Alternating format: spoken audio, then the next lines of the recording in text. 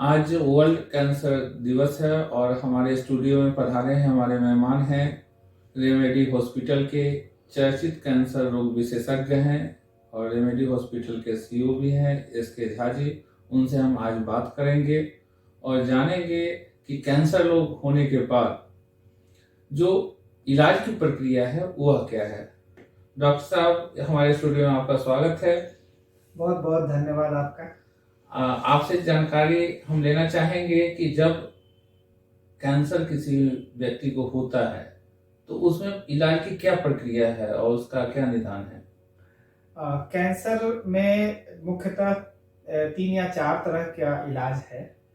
पहला इलाज तो सर्जरी है। सर्जरी के बाद दूसरा इलाज जो है वो रेडियोथेरेपी या सिकाई कहते हैं, और तीसरा इलाज को हम लोग 2 या 3 पार्ट में बांट सकते हैं, जो कीमोथेरेपी वर्ड है, जिसमें कीमोथेरेपी, ब्रॉड स्पेक्ट्रम कीमोथेरेपी या हार्मोन थेरेपी या टारगेटेड थेरेपी आता है।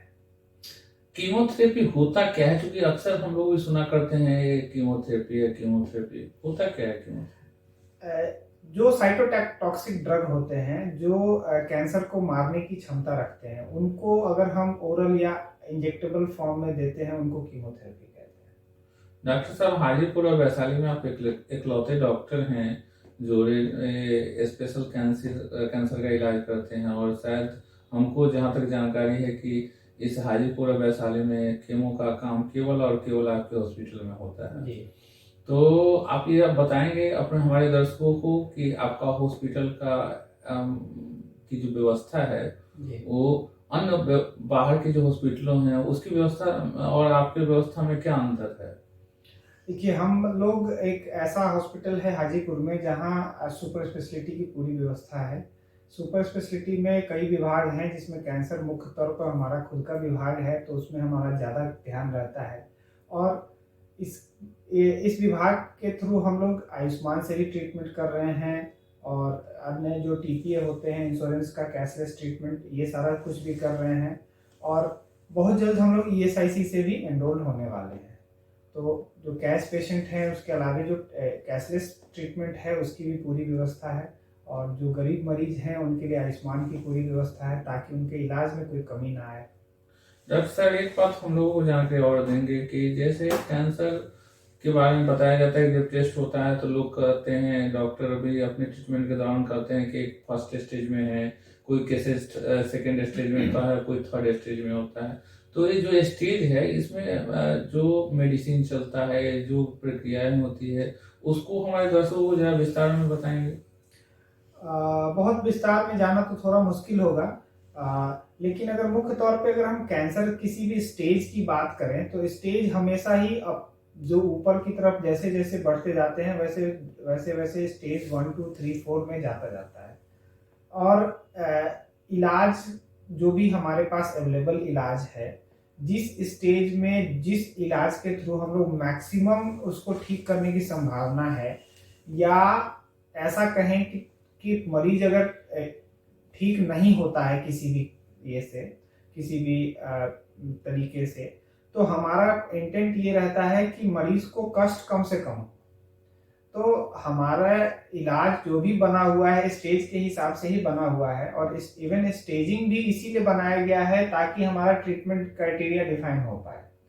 और ट्रीटमेंट क्राइटेरिया इसलिए दिया गया है कि जो मरीज ठीक होने वाले हैं उनको पूरी तरह ठीक किया जाए, ताकि वो बेस्ट इलाज मिले और उस स्टेज के हिसाब से, और वो पूरी तरह ठीक हो जाए। और अगर वो ठीक होने वाले नहीं हैं, तो उनको एक ऐसा इलाज दिया जाए जिसमें उनके साइड इफेक्ट कम से कम मिले और जीने की संभावना सबसे ज्यादा। तो आपका कहने का सर ये मतलब है कि जिसको भी कैंसर हो जाता है तो एक धारणा है कि ये लाइलाज बीमारी है।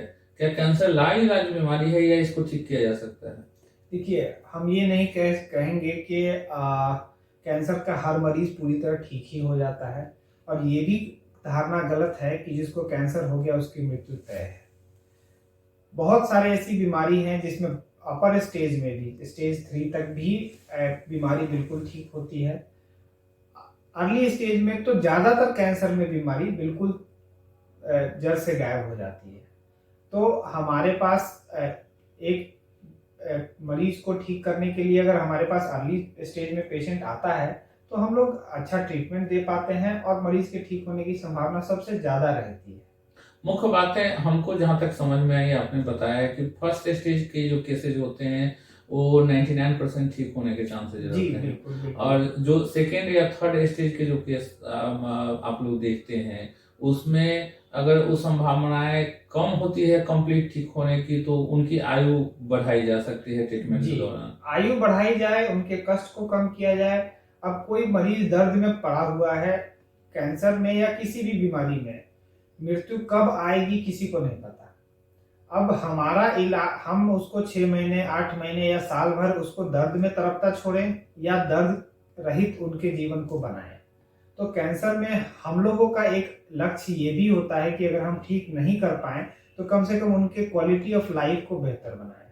डॉक्टर साहब, हमारे दर्शकों को आज कैंसर डे पे, वर्ल्ड कैंसर डे है, इस पे क्या संदेश देना चाहेंगे? मेरा सिर्फ एक संदेश है, जो भी समाज में ऐसे कैंसर हैं जो किसी आदत की वजह से होती है, जैसे गुटखा खाने, सिगरेट पीने, इस पे रोक लगाया जाए। और ऐसे कैंसर जिनको जल्दी पहचान के इलाज करके उनको ठीक किया जा सकता है, जैसे ब्रेस्ट कैंसर, सर्विक्स का कैंसर, तो उसके लिए हम लोग जल्दी से जल्दी डॉक्टर के पास जाएं और उसका इलाज कराएं। जैसे सुनने को आया कि जैसे युवराज सिंह हैं, ऐसे बहुत चर्चित चेहरे भी हैं जिन्होंने एक लंबे समय से इस बीमारी से ग्रसित हैं, लेकिन फिर भी वो तंदुरुस्त हैं और सारा काम कर रहे हैं। तो ऐसे एग्जाम्पल आप समाज में मिलता है? बिल्कुल। आज हमारे समाज क्या, हमारे हाजीपुर में भी ऐसे लोग हैं जो कैंसर के साथ जीवित हैं और अच्छी लाइफ जी रहे हैं। डॉक्टर साहब, हमारे दर्शकों को एक बात और आप बताएंगे कि ज्यादातर शरीर के किस ऑर्गन्स में कैंसर होने की संभावनाएं होती है, ज्यादा संख्या मिलता है रोगियों की, और इसको डिटेक्ट करने के लिए, इसको पहचानने के लिए क्या तरीका है? अगर हम पुरुष और महिलाओं को अलग अलग बांटे तो पुरुषों में जो ज़्यादातर मुख का कैंसर है वो ज़्यादा मिलता है, और इसका सबसे बड़ा कारण तंबाकू है। तो तंबाकू को अगर छोड़ा जाए तो मुख का कैंसर होने का संभावना बहुत हद तक कम किया जा सकता है। महिलाओं में अभी जो सबसे ज़्यादा होने वाला कैंसर है वो ब्रेस्ट है, उसके बाद सर्विक्स है। और ये दोनों बीमारी ऐसी है जिसमें अर्ली डिटेक्शन अगर की जाए तो मरीज के ठीक होने की संभावना 95 to 98%। तो अगर किन्हीं को भी लगता है कि हमें थोड़ा भी डाउट है, किसी तरह का गांठ है, किसी तरह की परेशानी आ रही है, तो तुरंत उस तरह के डॉक्टर से संपर्क करें। कैंसर नहीं निकलता है तो वो और अच्छी बात है, लेकिन अगर निकलता है तो जल्दी इलाज होने से आपके ठीक होने की संभावना बढ़ जाएगी। चलिए, आपको मेरे स्टूडियो में आने के लिए आपका बहुत बहुत धन्यवाद सर। बहुत बहुत धन्यवाद आपका हमारे स्टूडियो में बुलाने के लिए। और कैंसर दिवस पे हमारा ये संदेश रहेगा कि हमारे हाजीपुर के जो भी लोग हैं, अगर उनको जरा भी कहीं लगता है तो शंका को दूर करें। कैंसर आपको ना निकले ये हमारी भी चाहत है, लेकिन अगर होता है तो उसको जल्दी से जल्दी इलाज कराएं।